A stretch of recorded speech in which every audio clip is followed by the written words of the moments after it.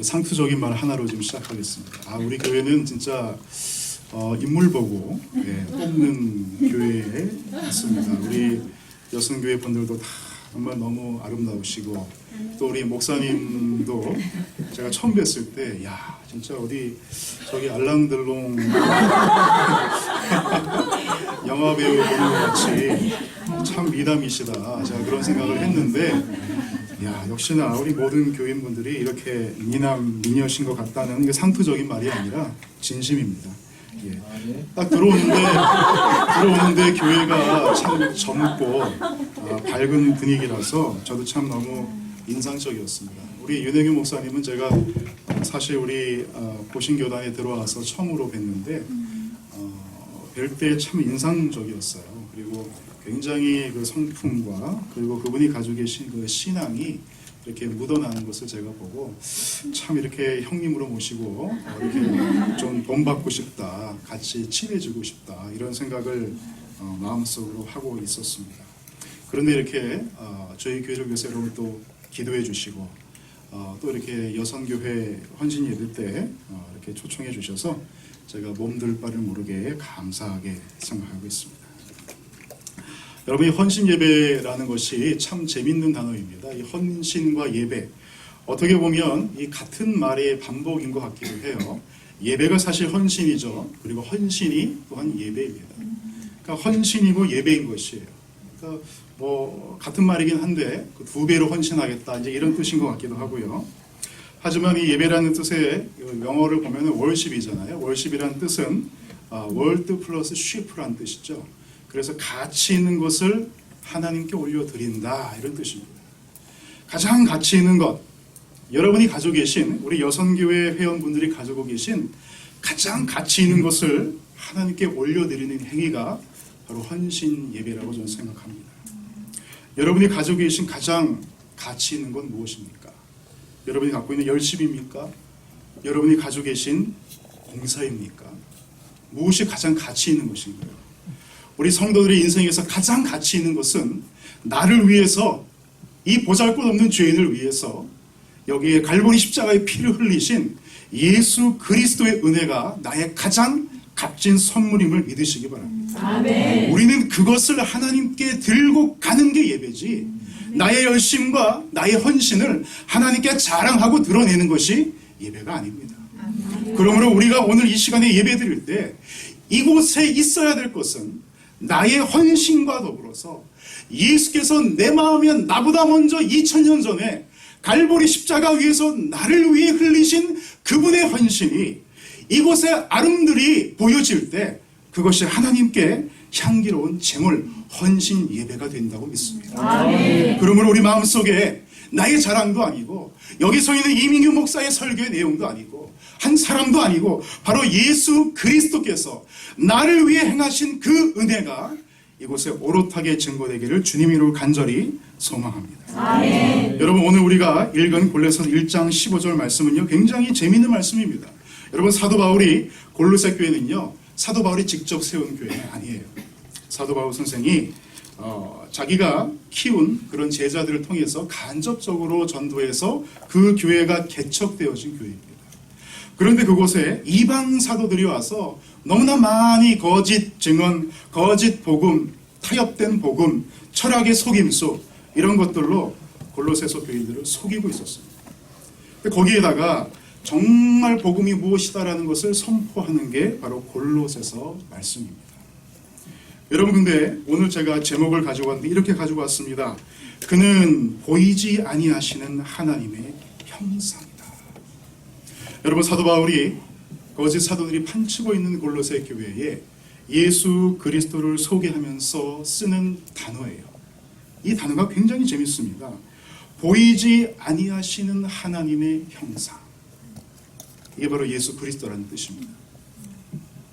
여러분, 제가 목사님께서 오후 예배 시간에 몇 분 설교하면 되겠습니까? 라고 이야기했더니 목사님께서 1시간 넘게 20분, 1시간 20분인가 뭐 하시라고 얘기를 하셔서 저를 배려해 주시는 건지 아니면 저를 고생시키시는 건지 제가 고생이 아니라 앉아 계신 분들이 고생이 아닐까 이렇게 생각했는데 평소에 오후 예배 드리는 것도 대단한데 오후 예배 때 이렇게 오랜 시간을 여기 앉아 계신다는 자체가 정말 이게 하나님의 은혜가 아니면 정말 힘드는 건데 대단하시다. 제가 그렇게 생각을 했습니다. 그래서 평소에 하는 것보다 좀 늘려서 준비를 해왔습니다. 앞부분은 조금 지루할 수 있어요. 약간 철학적인 얘기가 될 수도 있는데 뒷부분으로 가면서 여러분들이 그게 다 종합이 되면서 아마 여러분의 삶 가운데 이해가 되어지지 않을까 싶습니다. 여러분, 이 보이지 아니하시는 하나님의 형상, 이게 예수 그리스도입니다. 그러니까 예수님을 설명하는데 일단 하나님의 형상이에요. 그런데 그 하나님이 보이지 않는데요. 여러분, 하나님을 여러분 얼마나 알고 계세요? 여러분이 알고 계시다고 하는 그 하나님, 여러분 사도 바울이 이렇게 설명해요. 보이지 아니하시는 하나님이래요. 이 말은요, 눈에만 보이지 않는다는 뜻이 아닌 거 여러분 아시죠? 우리 눈에 보이지 않는 것은 하나님 말고도 많잖아요. 공기도 있고 우리 새끼들도 있고. 하지만 여기서 말하는 보이지 않는다는 뜻은 눈에만 보이지 않는다는 것이 아니라 우리의 감각으로, 우리의 생각으로 인지할 수 없는 분이란 뜻이에요.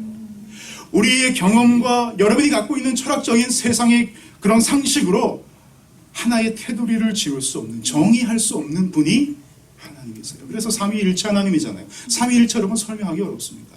세 분이시면서 한 분이신 게 어떻게 설명이 가능합니까? 이 세상에는 존재하지 않아요. 그 보이지 않는 하나님, 우리의 인식에 밖에 계신 분이에요. 여러분, 제가 알고 계신 목사님 중에 고려대학교에서 교수생활, 물리학과 교수생활을 하시다가 목회로 뛰어드신 분이 계세요. 그분의 얘기를 들어보니까 물리학도예요. 그분이 그런 말씀하세요. 지금까지 물리학자들이 발견한 그런 차원들, 우리가 지금 4차원에 살고 있다고 합니다. 4차원에. 근데 물리학자들이 발견한 그 차원 수가요, 지금 한 12차원까지 된대요. 증명하지는 못했는데 아직까지 지금 그런 차원이 있다. 그 차원이 어떤 건지는 잘 몰라요. 그런데 그런 차원이 있다라는 것까지는 지금 과학자들이 알고 있다고 합니다. 여러분 생각해 보세요. 여러분 5차원만 가도요, 우리가 이해가 안 가요. 아니 4차원도요, 우리는 다 인식할 수 없습니다. 4차원이 뭐냐 하면요, 여러분 아시잖아요. 1차원은 뭐 선이고, 2차원은 면이고, 3차원은 입체고, 그 다음에 4차원은 그 입체에다가 시간이 부여된 거예요.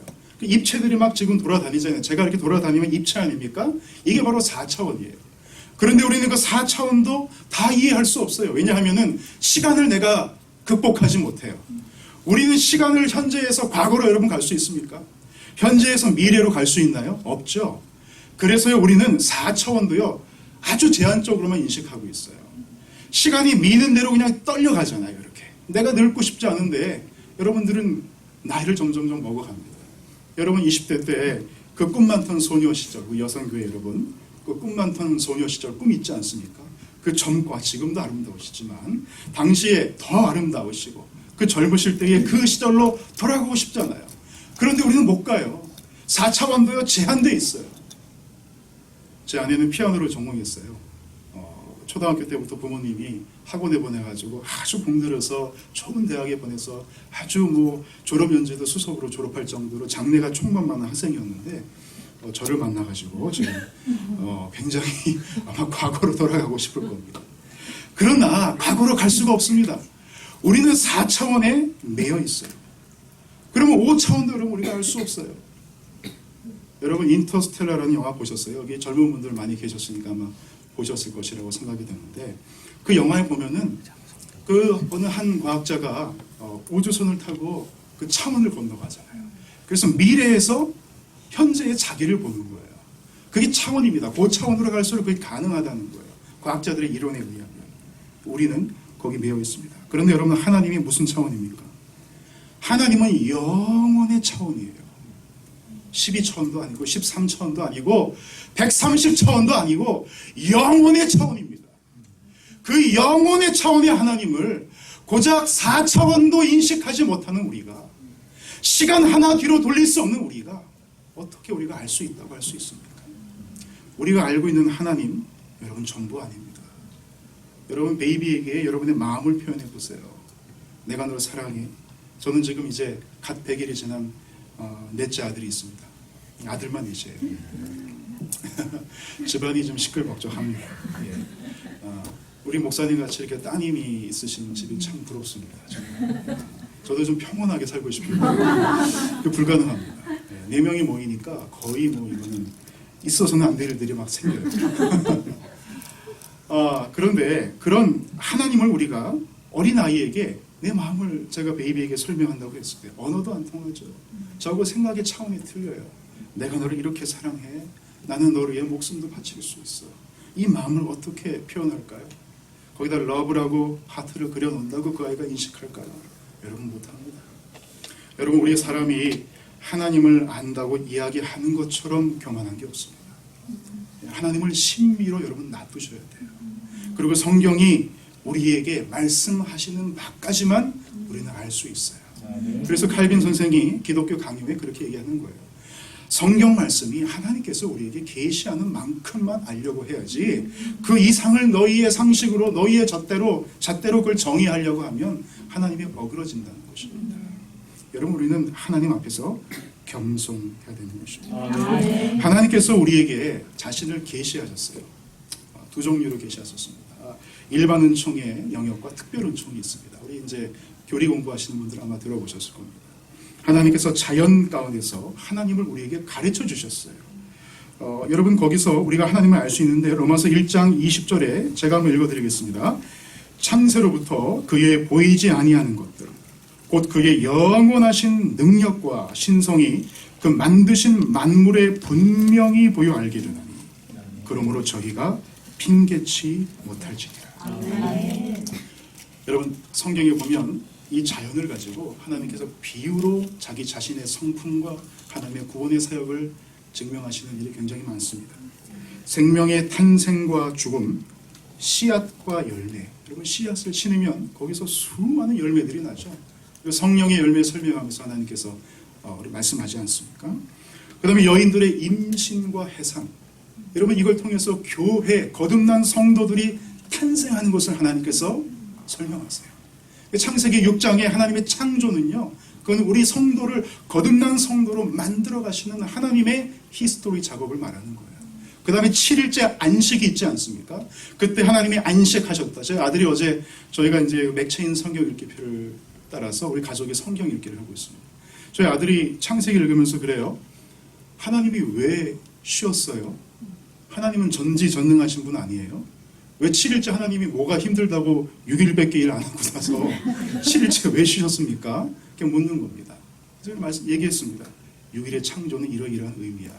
하나님께서 우리를 만들어 가시고 다듬어 가시고 변화시키시고 하나님을 계시하시고 이런 작업들을 하나님이 창조라는 이름으로 우리 삶 가운데 지금도 내 삶 가운데 행하고 계시고 그리고 나서 우리가 그 훈련의 과정을 거친 이후에 하나님께서 우리가 더 이상 고생하지 않아도 되고 더 이상 죄 때문에 고민하지 않아도 되고 더 이상 서로 갈등하지 않아도 되는 영원한 하나님께서 온전히 다스리시는 그 왕국으로 우리가 그날에 들어가게 된단다.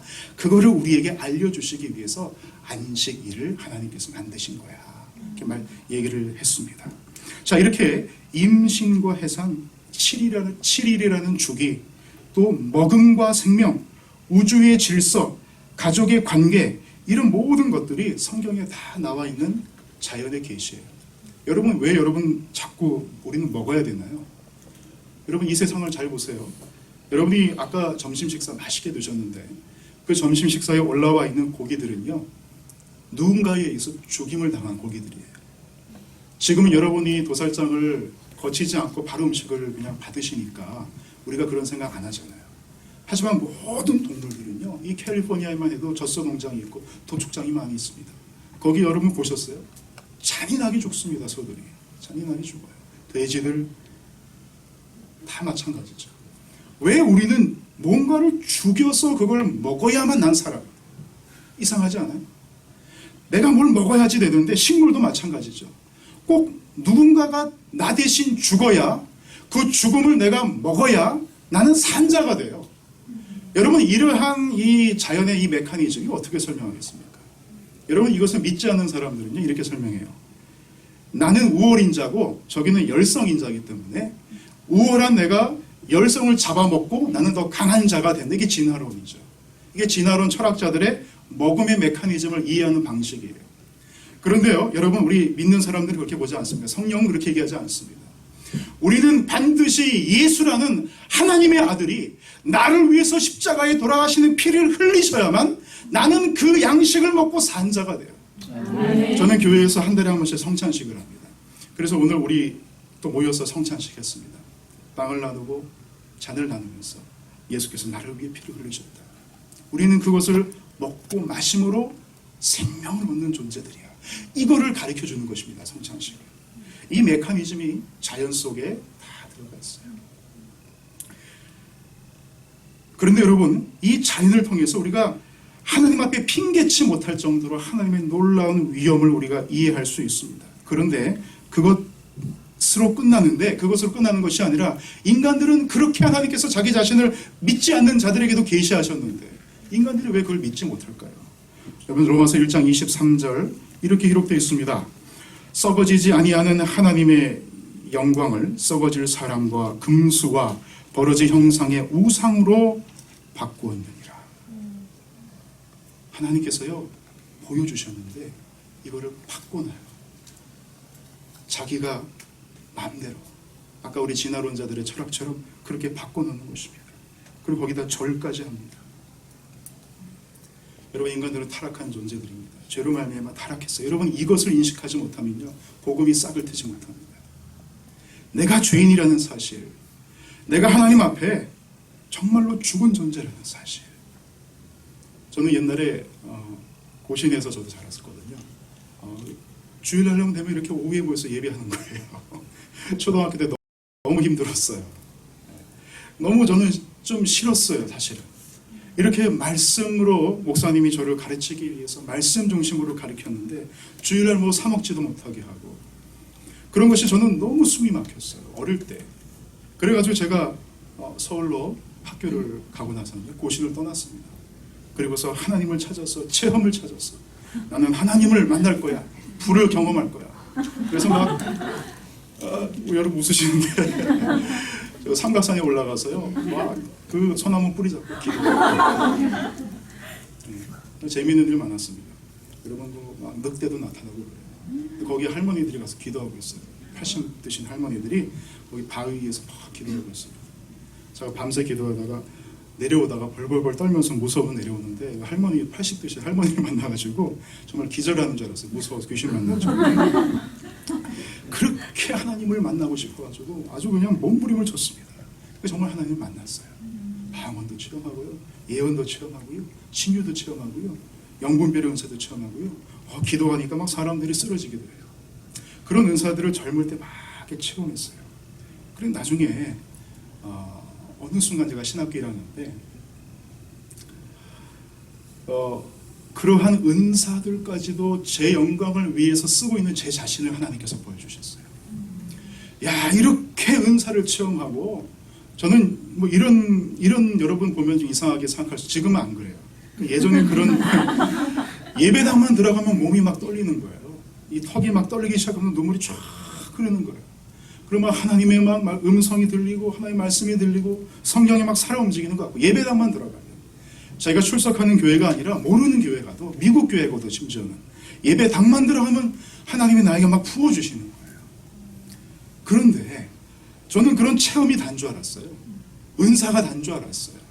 그런데 그런 것조차 내 영광을 위해서 쓰고 있는 내 자신, 이걸 통해서 사람들에게 자랑하고 이걸 통해서 사람들이 하나님에게 나의 공로를 인정해 달라고 하나님께 우기면서 살고 있는 제 자신을 하나님께서 어느 순간 확 보여주시더라고요.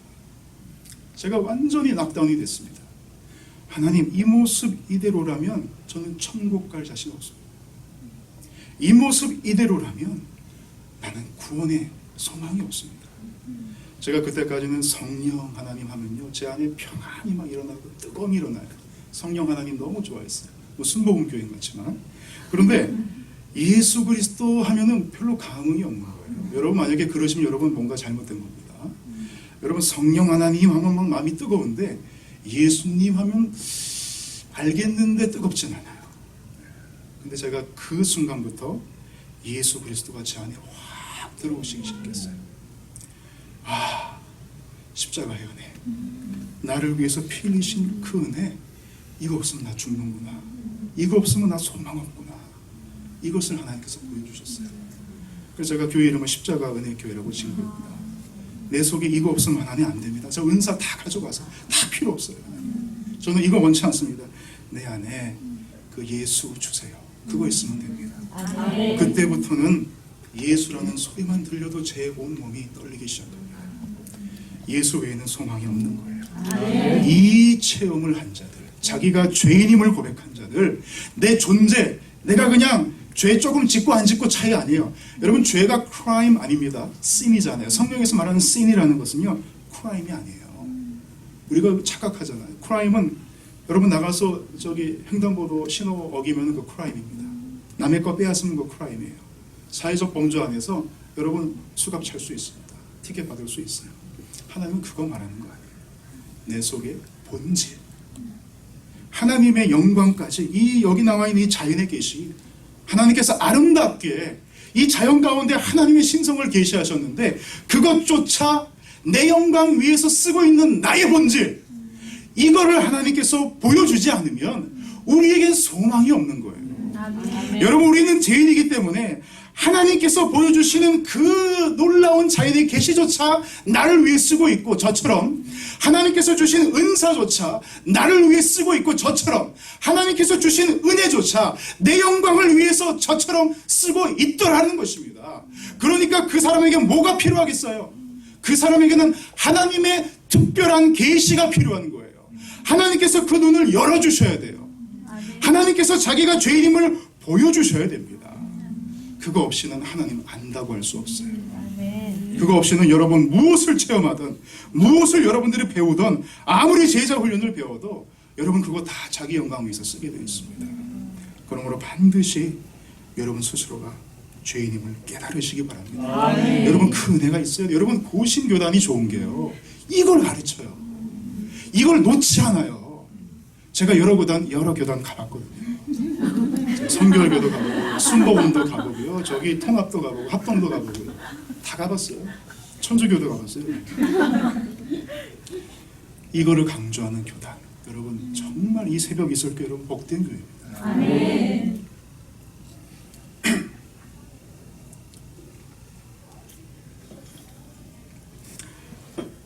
하나님의 능력과 신성의 계시인 피조 세계를 자의적으로 오해함이 결국 우상 숭배로 발전했다는 말은 단순히 부처상이나 성황당과 같은 보이는 물건으로 만들었다는 의미에 그치지 않습니다. 여러분, 보이는 것에 나라는 가치를 투영시켜서 그 보이는 것들이 나를 도와주고 나를 섬기도록 만드는 데까지 인간은 나가요. 거기에다 거룩이라는 이름 갖다 놓고요, 거기다 나를 붙여놔요. 나. 하나님은 저리 가, 하나님은 저 뒤에 있어요. 한마디로 하나님이 흉내를 내고 있는 것인데, 이것이 바로 죄입니다. 여러분, 이게 죄예요. 하나님 대신 거기에 나를 올려놓는 거, 그게 죄, 다른 거 죄 아니에요. 여러분, 우리 횡단보도 신호 어길 수 있습니다. 여러분 운전하다가 잘못해가지고 신호 위반하실 수 있어요. 그러면 여러분 티켓 내고 돈 내면 끝이에요. 하지만 이 본질 속에 있는 나를 하나님 대신 그 위치에 올려놓고자 하는 이 죄의 본성은요, 해결이 안 돼요. 여러분 돈 낸다고 내는 거 아니에요. 여러분 유치장 가서요 3년이고 10년이고 징역 살다 오면 끝나는 거 아닙니다. 거기 갔다 오면 여러분 그 죄값 없어지잖아요. 우리 이 죄값은, 이 본질의 죄값은 대신할 사람이 없어요.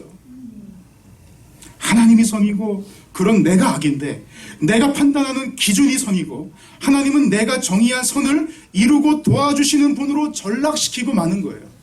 말은 하나님 제일주의라 그래요. 말은 하나님을 찬양한다 그래요. 그런데 그 하나님은 내가 원하는 선을 이루어주시는 분으로 이미 전락해 있어요. 그리고 그 하나님을 예배한대요. 그 하나님을 경배한대요. 그 하나님을 사랑한대요. 그 하나님 때문에 눈물도 흘려요. 그러나 거기에는 오직 죄만이 득실득실할 뿐입니다. 이것이 바로 하나님의 신성과 능력이 계시된 만물을 그림자로만 인식한 결과가 낳은 보이지 아니하시는 하나님의 형상화에 대한 치명적인 오해예요.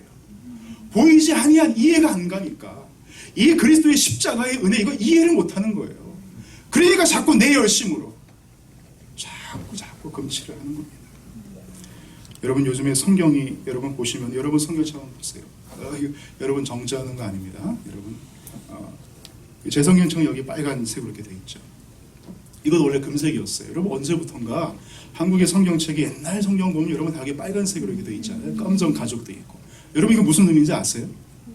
무슨 의미입니까? 예, 예수 그리스도의 살을 의미하는 거예요. 예수 그리스도의 피를 의미하는 겁니다. 여러분 우리 선조들이 그거 알고 이렇게 만든 거예요.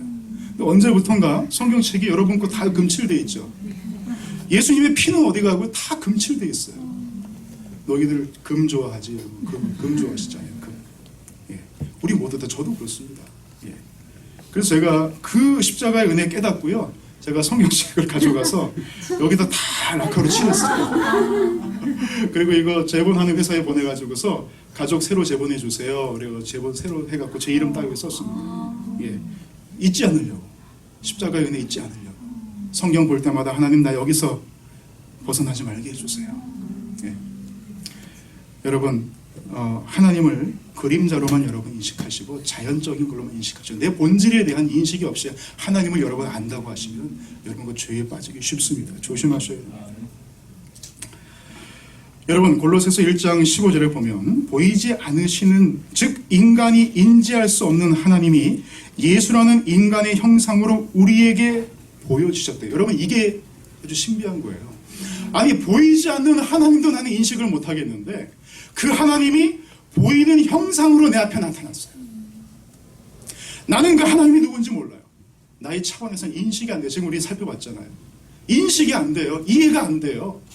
근데 그 하나님이 형상으로 나타났어요. 큰일 났습니다. 우리는 그 형상을 바로 알 수 있을까요, 여러분?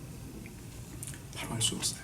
그 예수께서 어떤 형상으로 우리에게 최종적으로 나타나셨습니까? 여러분 바로 십자가에 달린 모습으로 우리에게 보여줬단 말입니다. 가장 흉측한 사형수의 모습으로 우리에게 보여줬습니다. 이스라엘 백성들이 양을 잡아 각을 뜨고 영문박 쓰레기통에 버리는 그 각뜨인 시체의 모습으로 우리에게 보여줬다는 사실이에요. 죄인들은 이것을 악이라고 생각해요. 이걸 선이라고 생각하지 않아요. 이걸 하나님이라고 규정할 수 없어요. 나의 신이 저렇게 무능한 모습으로 내 앞에 서 있는 것은 곧 내가 원하는 것을 이루지 못하는 것이기 때문에 그걸 악이라고 하는 거예요. 그래서 여러분 예수 그리스도를 세상 사람들이 환영하지 않습니다. 여러분 진정한 복음을 전하는 목사는 교회에서 환영받지 못해요. 예, 이 말은 제가 참 가슴이 아픈데 그래서 어디 가도 환영 못 받는 것 같아요. 잘. 근데 진짜로 여러분 선지자들 보세요. 구약의 선지자들, 신약의 복음 전하는 자들 여러분 환영받았습니까? 어렵게 살았습니다. 핍박받으면서 살았습니다. 오해받으면서 살았어요. 왜 그럴까요? 이 예수를 전하니까. 내가 말하는 신은 그 신이 아니거든요. 내가 원하는 신은 그 신이 아니에요.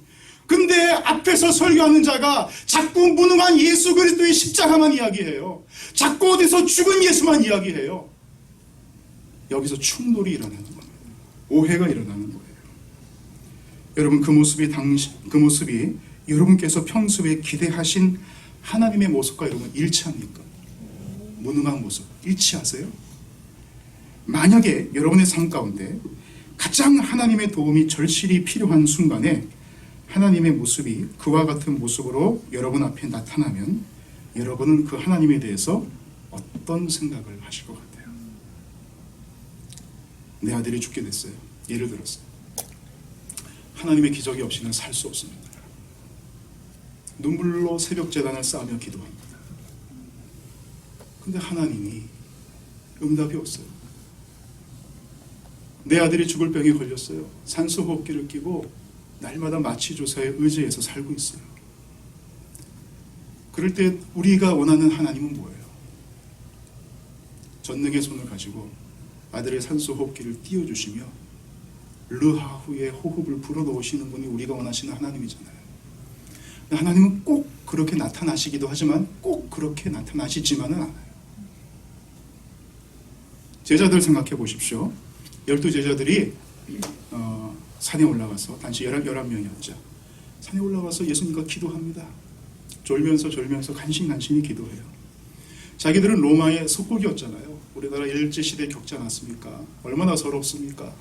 상시 계명해야 되고 날마다 눈치 봐야 되고 숨어서 예배드려야 되고 자기 지도자들은 감옥으로 쫓겨나가고 그런 상황에 내가 섬기는 나의 구세주라고 섬기는 예수라는 이 하나님의 아들이라고 말하는 자칭 메시아가 그 로마의 속국에서 구해줘야 되는데 이 억울하고 이 답답한 이 심정 속에서 해갈시켜줘야 되는데 그 로마 군인들을 모두 다 오른손으로 강한 권능의 손으로 다 파헤쳐야 되는데 로마 군대가 와서 그 예수를 딱 잡아가니까 수갑 채워가니까 아무 소리 못하고 끌려가더라는 거예요.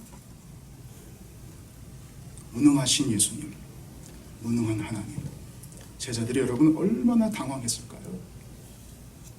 정말로 지금까지 예수님이 나에게 가르쳐 주시고 기적을 행하시고 죽은 나사로를 살리시고 모든 것을 했던 것들이 이게 다 거짓말인가? 여러분 예수 믿다가 그런 생각 들지 않으세요? 이해 안 가는 일들 생기잖아요. 여러분 삶 가운데 오시는 우리 여성교회 여러분들 삶 가운데 여러분 이제 교회를 여성교회를 조직해서 섬기시다 보면 오해도 받으실 수 있고요. 여러분이 원하는 대로 선교회가 운영되지 않을 수도 있어요. 때로는 목사님께서 브레이크를 걸으실 수도 있고요. 때로는 여성교회에서 분란이 일어날 수도 있어요. 여러분의 가정으로 가고 개인으로 가시면 여러분이 섬기시는 여러분의 사업체, 여러분의 비즈니스, 여러분의 회사, 여러분의 가정 하나님께서 원치 않는 모습으로 오실 때 여러분 당황하지 않으세요? 당황스럽잖아요. 여러분 저는 교회를 개척하면서 우리 윤 목사님께서도 경험하셨겠지만 한 6개월 이상 한 1년 거진 가까이 되니까요. 제가 우울증이 왔어요. 너무 힘들더라고요.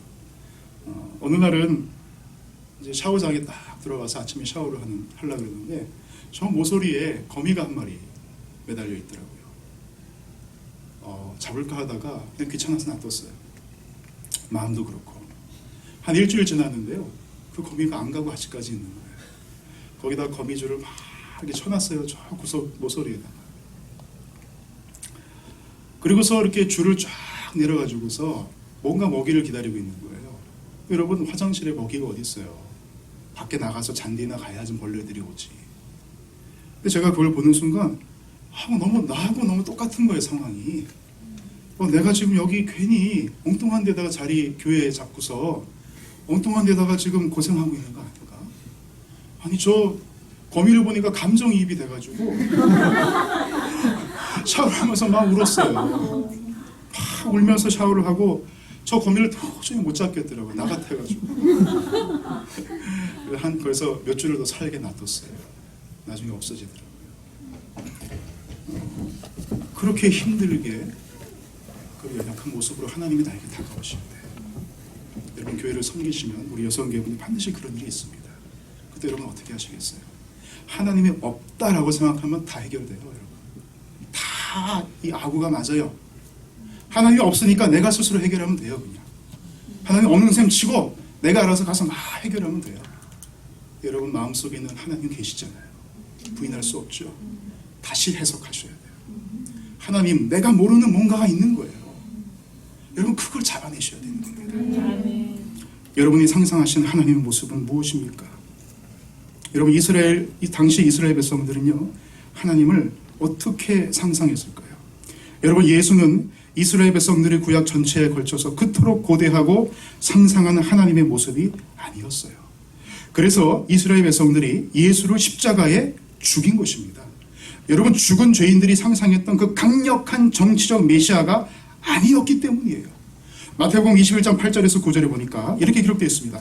무리의 대부분은 그 겉옷을 길에 펴며 다른 이는 나뭇가지를 베어 길에 펴고 앞에서 가고 뒤에서 따르는 무리가 소리질러 가로되 호산나 다윗의 자손이여 찬송하리로다 주의 이름으로 오시는 이여 가장 높은 곳에서 호산나 하더라.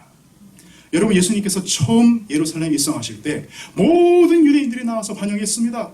호산나 다윗의 자손이여 우리를 구원하기 위해서 오셨군요. 환영받았어요. 여러분 그들이 예수 죽인 거 아세요? 그들이 예수 죽였어요. 예수님 죽음 당하실 때 반대 길을 들고 대항이라도 했어야죠. 아무도 하지 않았어요. 오히려 침뱉었습니다. 여러분 그들이 왜 예수님을 향해서 다윗의 자손이라고 여러분 외쳤는지 아십니까? 여러분 구약 성경에 보면은 다윗의 자손에 대한 약속이 나오기 때문이에요. 사무엘하 7장 16에서 17절에 이렇게 기록되어 있습니다. 내 집과 내 나라가 내 앞에서 영원히 보존되고 내 위가 영원히 견고하리라 하셨다 하라. 나단이 이 모든 말씀과 이 모든 묵시대로 다윗에게 고하니라. 그런 다윗 왕조 회복 사상이 거기에 있었던 것입니다. 이것이요 예레미야서에 있어서 예레미야 30장 9절에서 10절에 이렇게 발전됩니다. 너희는 너희 하나님 나 여호와를 섬기며 내가 너희를 위하여 일으킬 너희 다윗 왕을 섬기리라. 그러므로 나 여호와가 말하노라. 내 종 야곱아 두려워 말라. 이스라엘아 놀라지 말라. 내가 너를 원방에서 구원하고 내 자손을 포로된 땅에서 구원하리니 야곱이 돌아와서 태평과 안락을 얻을 것이라. 너를 두렵게 할 자가 없으리라. 여러분 구약에서요 이 다윗 왕을 통해서 너희들이 다윗 왕을 다시 섬길 거예요. 다윗에게 주는 확실한 그 은혜, 그 견고한 그 진을 다시 내가 만들 거야. 이 사상이 계속 발전해요. 시간이 지나면서. 그래서 이사야 55장 3절에 이렇게 기록되어 있습니다. 너희는 귀를 기울이고 내게 나와 들으라. 그리하면 너희 영혼이 살리라. 내가 너희에게 영원한 언약을 세우리니 곧 다윗에게 허락한 확실한 은혜니라. 자, 이 다윗에게 허락한 은혜, 당시에 이 다윗 왕 때 유대교가 이스라엘의 가장 흥왕이 있잖아요. 그때를 추억하는 거예요. 여러분 우리가 그 이순신 장군 때 이럴 때 회상하잖아요. 우리도 그렇게 일본을 대파하고 이렇게 승리를 거머쥐는 이런 장면 우리가 회상하지 않습니까? 그때를 향수하는 것이죠. 이스라엘 백성들도 마찬가지예요. 다윗 왕 때를 향수하는 거예요. 지금 이스라엘의 포로로 잡혀 있으니까 우리나라 같이 일본 순사들이 와가지고서 막 때리면서 다니고 핍박하고 다니고 이러니까 교회도 함부로 못 가요. 템플에도 못 가요. 그러니까 이러한 다윗과 같은 강력한 왕권이 와서 우리를 구해주기를 간절히 소망하고 있는 것입니다. 당대 근동 지방 최고의 왕권을 누렸던 다윗의 영예를 약속받은 이스라엘 백성들은요 예수님 당시 로마의 속국으로서 압제 가운데 있었어요. 그러니 그들은 당연히 자신의 영적 구원자보다는 다윗 왕과 같은 힘있는 정치적 메시아를 기다렸던 것입니다. 그런데 그들에게 나타난 하나님은 그런 기대에 부응했습니까? 못했습니까? 못한 거예요. 십자가에 죽어 있다니까요. 아니 저 나귀를 타고 들어올 때부터 좀 알아봤어. 백마를 타고 와야 되는데 아니 웬 당나귀를 타고 들어오지? 뭔가 좀 이상했어. 그러더니 점점 막 죽은 자도 살리고 귀신도 고치더니 나중에는 내가 이거 하러 온 게 아니라 너희들의 영생 주려고 왔어. 갑자기 이상한 말을 막 하기 시작해요. 내가 갑자기 나중에 6월절 어린 양의 제물로 죽을 거야. 이게 무슨 말이지? 떨기 시작하는 거예요. 의심하기 시작하는 거예요. 여러분 이 이스라엘 백성들의 이 뜨거운 반응 이게 여러분 지속되었을까요? 여러분 요한복음 6장 65절에 이렇게 기록되어 있습니다. 또 이르시되 그러므로 전에 너희에게 말하기를 내 아버지께서 오게 하여 주지 아니하시면 누구든지 내게 올 수 없다 하였노라 하시니라. 그때부터 그의 제자 중에서 많은 사람이 떠나가고 다시 그와 함께 다니지 아니하더라. 여러분 예수님이 외로우셨어요. 예수님이 복음을 증거하기 시작하시면서부터 외면받기 시작했다니까요. 여러분 예수님이 환영받았다고 여러분 그 사람들이 예수 그리스도를 이해한 게 아닙니다. 이스라엘 백성들도 오해했어요. 하물며 당시에 예수님을 눈으로 본 자들도 그랬는데 하물며 우리는 2000년 전에 보지도 못한 예수님을 지금 논하면서 내가 예수를 안다라고 여러분 말하실 수 있습니까? 자신 있게 말씀하실 수 있습니까? 저는 못하겠어요. 이사야서 53장 4절에서 5절에 이렇게 기록되어 있습니다. 그냥 들으세요. 제가 읽어드릴게요. 이스라엘 백성들이 다윗 왕조의 회복 예언을 제가 읽어드릴게요. 그는 실로 우리의 질고를 지고 우리의 슬픔을 당하였거늘 우리는 생각하기를 그는 징벌을 받아서 하나님에게 맞으며 고난을 당한다 하였노라. 그가 찔림은 우리의 허물을 인함이요 그가 상함은 우리의 죄악을 인함이라. 그가 징계를 받음으로 우리가 평안을 누리고 그가 채찍에 맞음으로 우리가 나음을 입었도다. 여러분 이것도 예언이에요. 똑같이 이사야서에 예언이 두 개가 있어요. 오시는 메시아가 다윗의 왕권을 가지고 오시는 강한 메시아다라는 말과 함께 바로 뒤에 이어서 그는 실로 우리의 질고를 지시고 슬픔을 당하였거늘 그가 징계를 받음으로 우리가 평안을 누리고 그가 채찍에 맞음으로 우리가 나음을 입었도다. 왜 요거는 기억 안 할까요? 여러분, 복음이 반쪽이면 안 됩니다. 물론 하나님께서 우리 축복해 주세요. 물질적으로 축복해 주시고요. 우리가 외로울 때 하나님께서 위로해 주시고요. 우리가 곁길에 서 있을 때 하나님께서 중앙의 길로 우리를 인도하시고요. 비즈니스가 안 될 때 하나님께서 잘 되게 축복해 주십니다. 그러나 하나 더 있다니까요. 그럴 때도 침묵하시는 하나님, 그럴 때도 힘없이 약한 십자가를 지고 당나귀 타고 들어오시는 그 예수님의 모습으로 올 때도 있단 말입니다. 여러분, 그때 어떻게 하실 거예요? 그때 여러분 예수님 버릴 것입니까? 아니면 여러분 괜히 막 그냥 기도하고 눈물 흘리고 찬양만 하면서 괜히 이렇게 정신을 몽롱하게 해가지고 반수면 상태로 이겨내실 겁니까? 예, 아니죠. 확고한 말씀을 붙잡고 이겨내셔야 돼요. 아멘. 여러분이 소망하고 상상하는 하나님의 모습은 당시 이스라엘 백성들이 상상했던 그것과 어떤 차이가 여러분 있을까요? 사람들이 이렇게 얘기합니다. 내 삶을 이렇게 초라하게 만든 신은 더 이상 믿지 않을 거야. 신이 존재한다면 어떻게 이렇게 세상이 악할 수 있지? 하나님을 알라딘의 요술램프 정도의 수준으로 여러분 생각하는 거예요. 내가 원하는 소원들을 필요할 때만 나타나서 언제든지 들어줘야 하는 힘센 머슴 정도로 하나님을 착각하고 있는 것입니다. 우리가 상상한 하나님의 모습은 나의 모든 문제를 해결해 주시는 분이실 겁니다. 더 정확하게 이야기하면 내가 문제라고 정의한 것들을 해결해 주시는 분으로 생각합니다. 하나님이 볼 때 그건 문제가 아니라 네가 먹어야 할 조금 쓰지만 내 영혼에 유익한 약이야 라고 이야기해도 내가 그 약이 악이라고 하면 얼른 그 약을 치우고 단맛 나는 사탕을 줘야 하는 철부지 모습의 부모를 우리가 상상하는지 모르겠어요.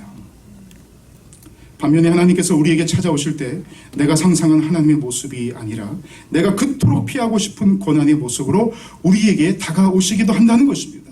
나의 기도 제목의 응답으로 내게 오시는 것이 아니라 그 기도 제목 자체를 포기시키는 강력한 힘으로 내게 오시기도 합니다. 내 자녀의 성공으로 다가오시는 것이 아니라 그렇게 힘들어하는 나의 자녀를 통해 나를 오히려 엎드려 무릎 꿇게 하시는 하나님의 모습으로 올 때도 있어요.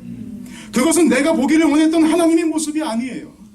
그러면 내가 상상치 못한 하나님의 모습은요, 여러분 구체적으로 어떤 모습으로 우리에게 다가올까요? 여러분, 예수께서 우리 교회들에게 하나님의 계시로 가장 정확하게 보여진 장소가 어디입니까? 여러분, 거기가 바로 십자가인 것입니다. 약한 자의 모습으로 우리에게 찾아오세요. 여러분, 엔도 슈카구라는 일본의 소설가가 쓴 침묵이라는 여러분 소설, 얼마 전에 영화로 개봉했습니다. 리암 니슨이 주연을 했죠. 여러분, 그 영화 혹시 보셨나 모르겠어요. 안 보신 분들은 꼭 한번 보시기 바랍니다. 거기에 1600년도에 스페인인가 유럽의 선교사들이 천주교 선교사들이에요. 일본으로 선교사로 파송됩니다. 거기서 교회가 만들어져 있었어요. 근데 그 교회에 유럽의 선교사가 가서 복음을 전했는데 일본 왕이 그 사실을 알고 핍박하기 시작합니다. 밀물과 썰물이 있는 바닷가에 교인들을 잡아다가 머리를 거꾸로 땅을 파서 묻어놔요. 이렇게 구멍을 파서 숨만 쉴 수 있게 십자가 거꾸로 달아서 매달아 놓습니다. 그리고 나서 썰물이죠. 썰물이 이렇게 들어오면은, 썰물이 완전히 들어오면은 숨을 못 쉬고 죽는 거예요. 거기에 선교사를 갖다 놓고 네가 예수 부인해라.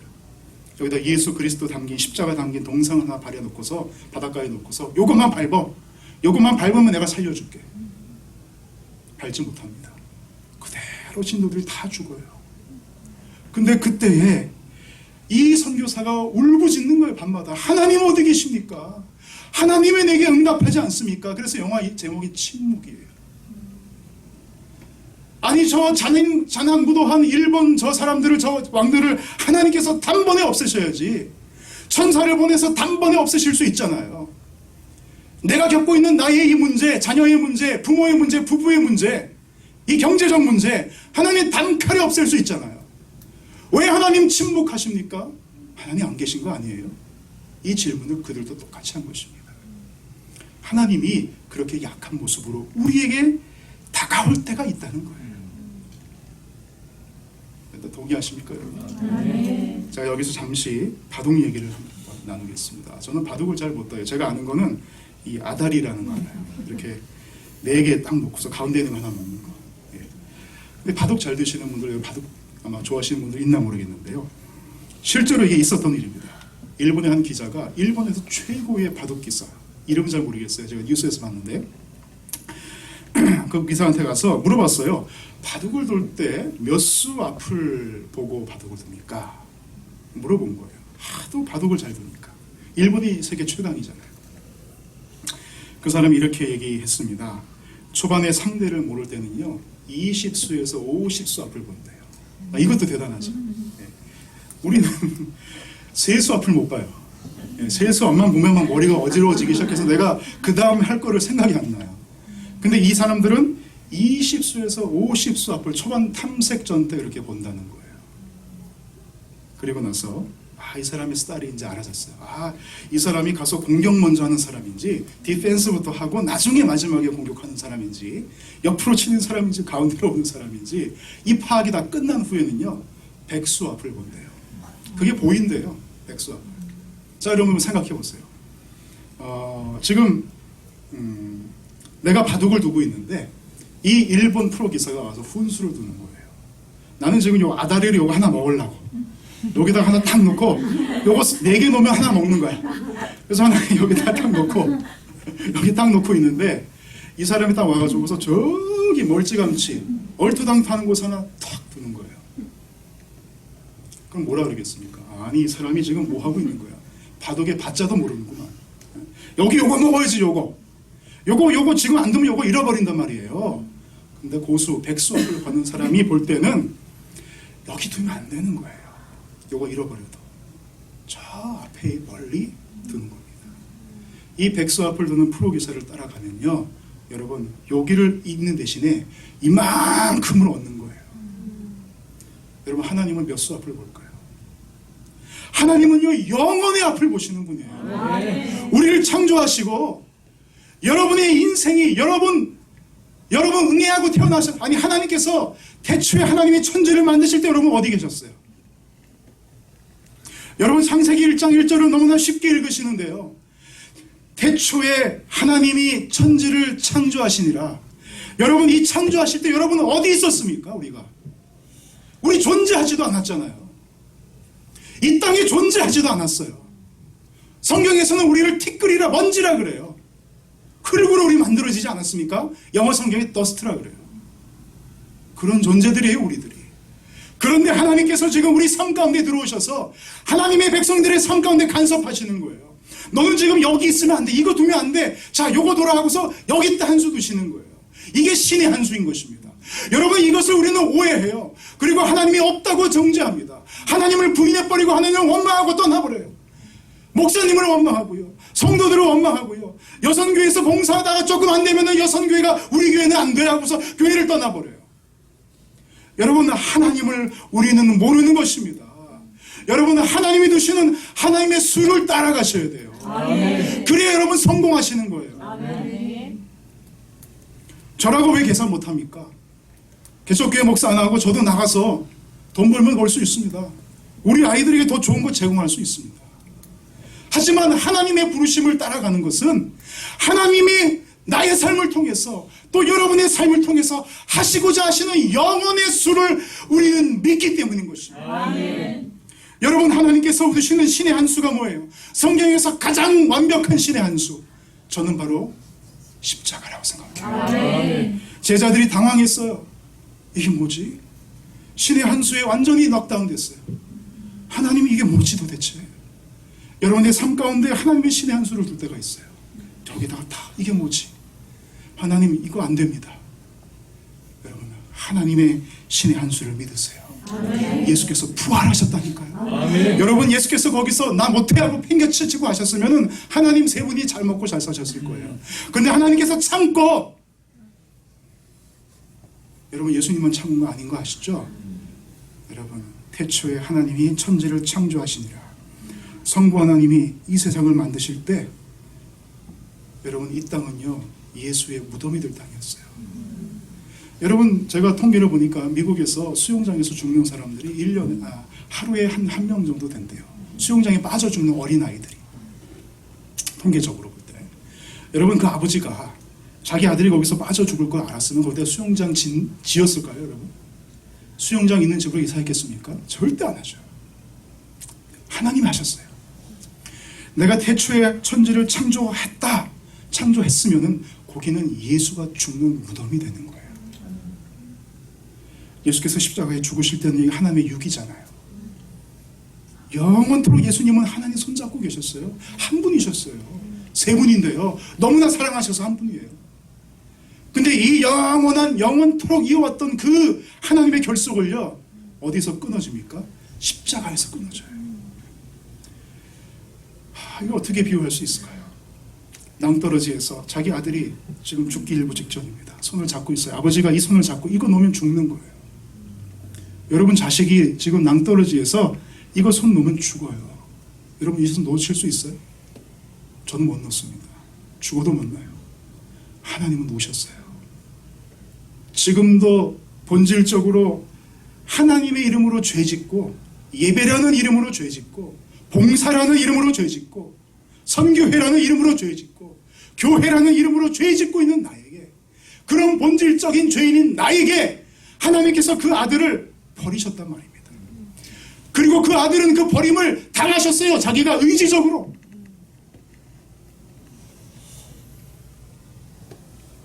복음서 후반에 가면 예수님께서 마지막 유월절을 보내실 때 제자들에게 이런 말씀하세요. 내가 너희들과 이 유월절 이 성만찬 하지 않습니까? 마지막 만찬. 그때 이렇게 기록되어 있습니다. 내가 너희들하고 이 유월절 만찬을 먹고 또 먹고 싶었다. 먹고 또 먹고 싶었다. 두 번 강조하세요. 여러분 성경을 잘 보시면요, 그로부터 1년 전 똑같은 유월절 그날에 제자들이 예수님을 배신하는 장면이 나옵니다. 예수님께서 자기가 죽을 것을 아시면서 떡과 잔을 주시는데, 예수님, 우리 둘 중에서 누가 더 높은 예수님의 우편에 앉을까요? 그거 논하고 있어요. 예수님 배신당하신 것이죠. 예수님 그때 얼마나 당황하셨을까요? 지금 이 영혼을 준비하고 신의 한 수를 드시러 주님께서 오고 계신데 자기가 하늘나라에서 좌의적 우의적 할까? 그거 논하고 있으니까. 근데 1년 후에 또 그걸 하세요. 그리고서 내가 이 떡을 너하고 먹고 또 먹고 싶었다. 의지적으로 가는 거예요. 우리의 배신을 온몸으로 감싸는 죄. 여러분 이 사실을 알면 어떻게 예수 그리스도를 배신할 수 있습니까? 이 사실을 알면 여러분 삶 가운데 하나님이 때로는 힘없는 약자의 모습으로 오는 것처럼 보여도 어떻게 하나님을 여러분이 배신할 수 있습니까? 우리는 복음을 오해하고 있는 것입니다. 잘못 알고 있는 것이에요. 여러분 세상 사람들은 이거 알지 못합니다. 누가 날 위해 대신 죽었다고? 왜 대신 내가 언제 죽어달라 그랬나? 나 혼자 할 수 있는데, 내 인생 내가 책임지고 살고 있는데. 미국 문화는 그렇잖아요. 자기가 죄 지으면은 죄값 치르면 대체 오케이예요. I'm sorry 대신에 죄값을 치르면 돼요. 내가 뭘 잘못했으면은 그냥 돈 지불하고 끝내면 되는 거예요. 하나님의 은혜는 그렇게 내가 대신 지불할 수 있는 능력이 내게 없어요. 나는 타락한 죄인이라니까요. 여러분 요셉의 삶을 보십시오. 요셉이 어릴 적 만났던 보이지 아니하시는 하나님의 보여진 형상은요, 형을 통해 그를 애굽으로 가는 이스마엘 사람들에게 팔아넘기시는 하나님이었어요. 굴 속에서 하나님 만났잖아요. 하나님께서 자기 형들이 자기를 배신해서 굴 속에 노예로 팔려고 내놨는데 하나님이 그 연약한 모습으로 계시는 거예요. 자기를 구해줘야 됐는데 안 구해줬어요. 결국이 어떻게 됩니까? 그게 신의 한 수였잖아요. 그게 신의 한 수예요. 여러분 이스라엘에게 하나님은 왜 바벨론 포로를 경험케 하는 일이 왔을까요? 바벨론 포로상을 여러분 아시죠? 이스라엘 백성들이 솔로몬 왕 이후에 남유다 북이스라엘로 나눠져 가지고서 하나님 둘 다 하나님 잘 못 섬기고 엉망진창으로 지내다가 하나님께서 이 녀석들 안 되겠네 하고서 옆에 있는 바벨론 동네를 들어일으켜서 이들을 치게 하잖아요. 이들을 그래서 남유다를 포로로, 북이스라엘 완전히 망하고 남유다는 포로로 끌려갑니다. 포로 생활 얼마나 비참했을까요? 자기 친구가, 내 가족이 현장에서 목이 잘려 죽어요. 팔이 잘려 죽어요. 그 현장을 몸소 체험한 사람들이에요. 하나님이 왜 그 포로 생활을 경험케 하시는 이로 나타났을까요?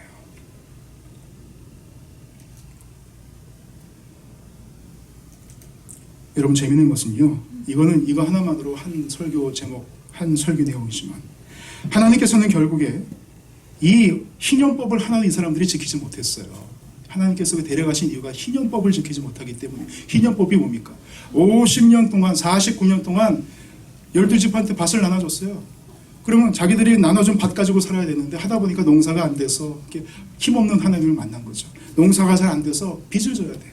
그럼 자기 논 밭을 옆 사람한테 팔고, 옆 집한테 팔고, 자기들은 소작농으로 전락해가지고서 그렇게 사는 거예요. 그렇게 해서 39년이면 거의 한 세대, 두 세대가 지나가잖아요. 그럼 빚이 쌓여가지고서 자기 땅이 없는 거예요. 그럴 때 50년째 되는 그 주빌리의 희년의 해에 너희들이 갖고 있는 모든 땅을 원래의 지파 그대로 다 돌려줘라. 이게 자유의 해예요. 하나님의 희년법, 이게 구원을 상징하는 것이에요. 주님께서 자기의 모든 것을 다 주시는 것, 그 구원의 희년법이에요. 근데 이거를 지킨 적이 아무도 없어요. 한 번도 제대로 지킨 적이 없어요. 그래서 하나님께서 이스라엘 백성들을 데려다가 갔다가 그 희년법을 지키게, 땅을 못 쓰는 거예요. 다 포로로 잡혀가니까. 그래서 자기들이 못 지키는 희년법을 하나님이 억지로 희년법을 지키게 해요.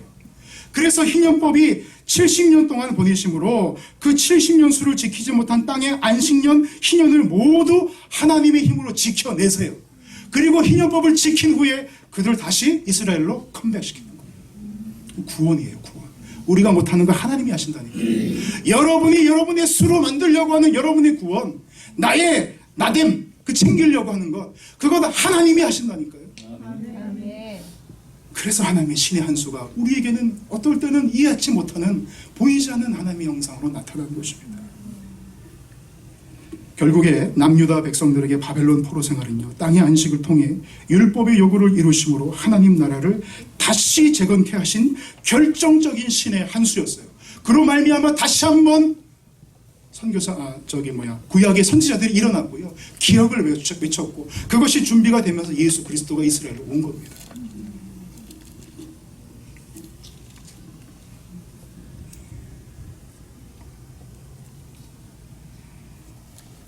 여러분, 이런 생각 한번 해보셨어요?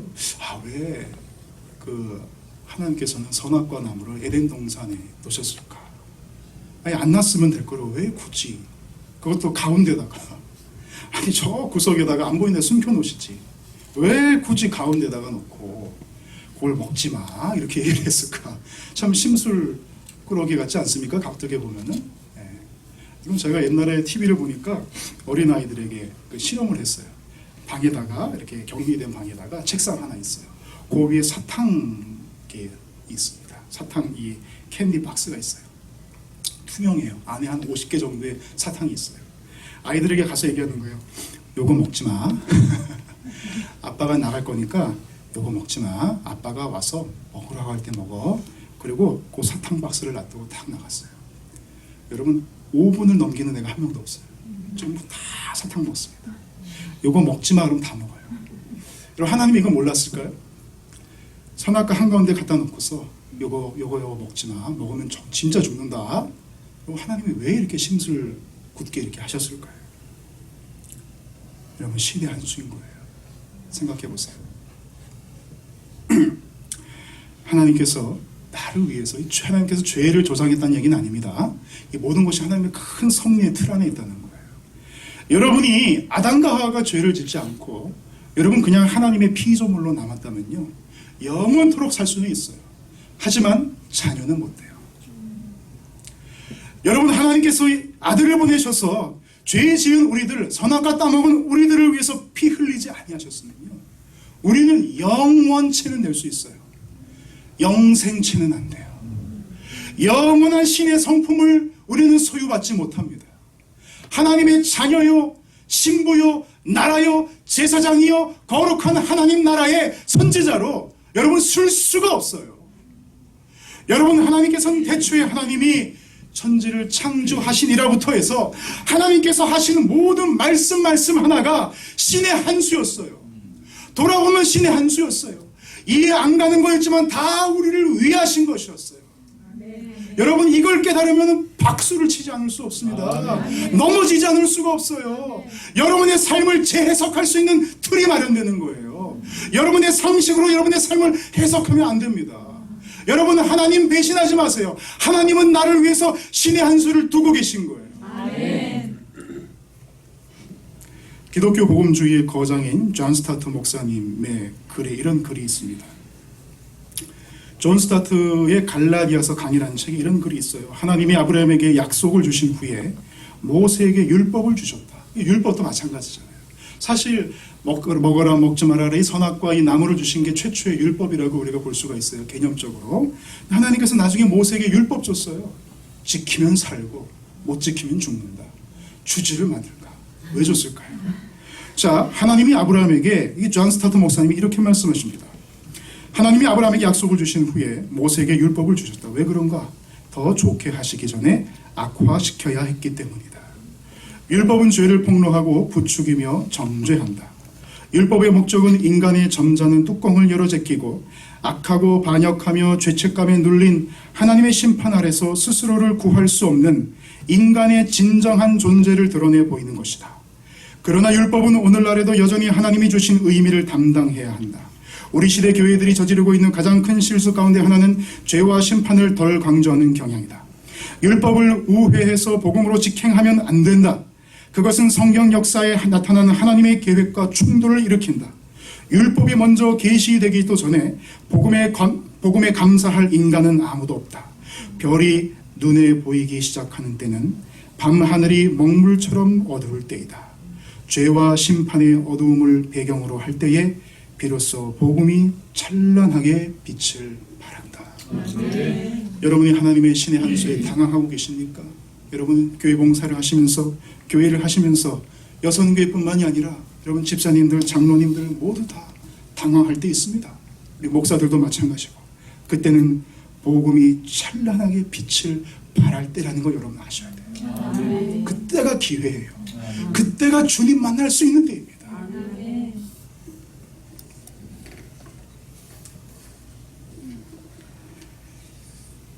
여러분 육군 사관들을 양성하는 부사관 훈련소 한국에 있습니다. 그 전사기념관이라는 데가 있어요. 거기 가면은 전쟁 중에 전사한 선배들의 헌신을 기념하고 되새기는 그 육군 사관 부사관 학교가 있습니다.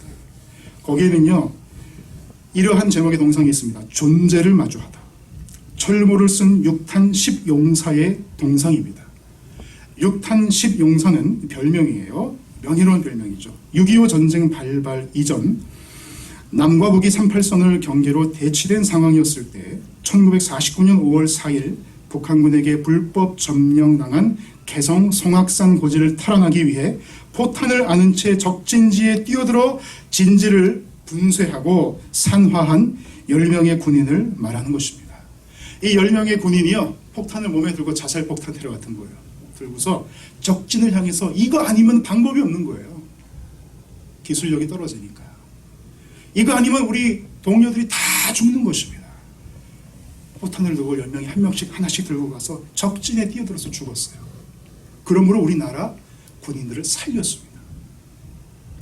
그걸 기념하기 위해서 이 포탄을 들고 뛰어들어가는 이 용사들의 동상을 거기다 세워놨어요. 여러분 재밌는 거는요. 그 앞에 가면은 한 지점이 있어요. 발자국이 이렇게 있습니다. 그 앞에 서면요. 빛이 쫙 비춰져요.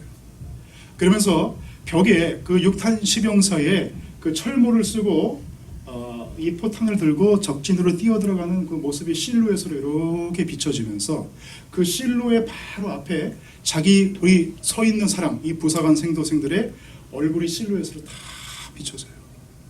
이게 뭔지 아세요? 존재를 마주하다. 나를 위해서 목숨을 버리고 뛰어든 그 존재를 마주하는 순간이에요. 여러분 훈련이 힘들잖아요. 힘들 때마다 거기 서는 거예요. 우리를 위해서 목숨 바친 이 선배들의 죽음과 노고를 기념하면서 마음속에 새기는 거예요. 그리고 나의 존재를 있게 해준 참 존재 앞에서 진짜 존재의 의미가 무엇인지를 자기 존재의 의미를 새기는 것입니다. 훈련이 힘들 때마다.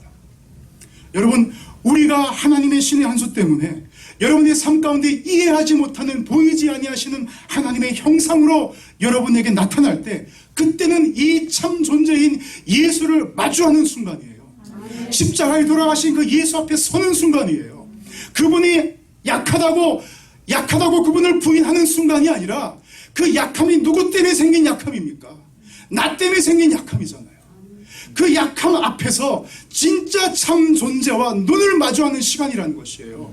그러므로 여러분 삶 가운데 고난이 찾아왔을 때, 여러분들이 교회를 봉사하고 있을 때에, 힘든 가운데 있을 때에 여러분 하나님을 부인하는 시간이 아니라 바로 하나님의 참 존재를 마주하는 시간임을 여러분 믿으시기 바랍니다.